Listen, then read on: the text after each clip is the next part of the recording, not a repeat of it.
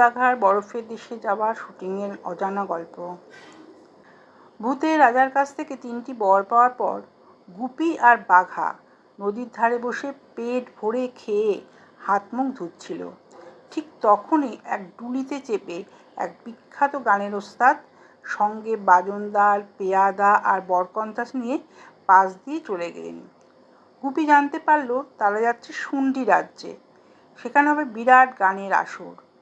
মুহূর্তে গুপি বলল, আমরাও যদি যাই? যদি জিতে যাই রাজা হয়তো আমাদেরই সভাগায়ক বানিয়ে রাখবেন।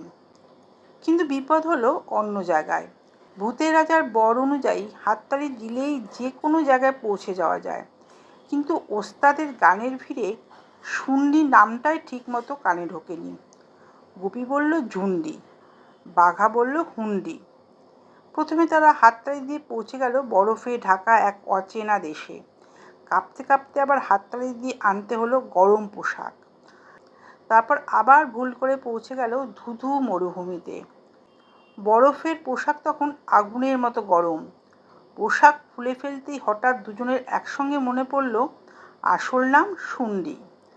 পর্দায় এই পুরো ঘটনাটা দেখতে লাগে মাত্র 3.5 মিনিট। কিন্তু জানেন কি, এই 3.5 মিনিটের দৃশ্য তুলতে সত্যজিৎ রায় ও তার ইউনিটকে কতটা পরিশ্রম করতে হয়েছিল। প্রথমে বীরভূমে নতুন গ্রামে নদীর ধারে শুটিং হয় গুপি বাঘার ভোজ আর হাততালির দৃশ্য। এরপর বিশেষ ক্যামেরার কৌশল ব্যবহার করা হয়। 8 ফুট উঁচু স্ট্যান্ডের ওপর অভিনেতাকে তুলে উল্টোভাবে শুটিং করা হয়, যাতে পর্দায় মনে হয় গুপি নিচ থেকে হুশ করে আকাশে উঠে গেল। এরপর দরকার পড়ল সত্যিকারের বরফের দেশ। খোঁজ নিয়ে ঠিক হলো সিমলার কাছে কুফরি। ফেব্রুয়ারি মাসে সেখানে শুধু বরফ আর বরফ। পুরো ইউনিট ট্রেনে 1000 মাইল পাড়ি দিয়ে পৌঁছলো সিমলায়। সেখান থেকে 3টি ট্যাক্সিতে কুফরির পথে যাত্রা। বরফে ঢাকা পাহাড়ি রাস্তা, পিছলে যাওয়ার ভয়। কোথাও কোথাও বরফের মধ্যে গাড়ির চাকা ঘুরছে কিন্তু এগোচ্ছে না। অবশেষে পৌঁছে গেল সেই স্বপ্নের বরফের রাজ্যে।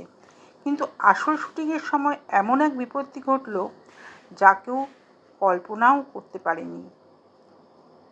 ক্রমশ চলবে।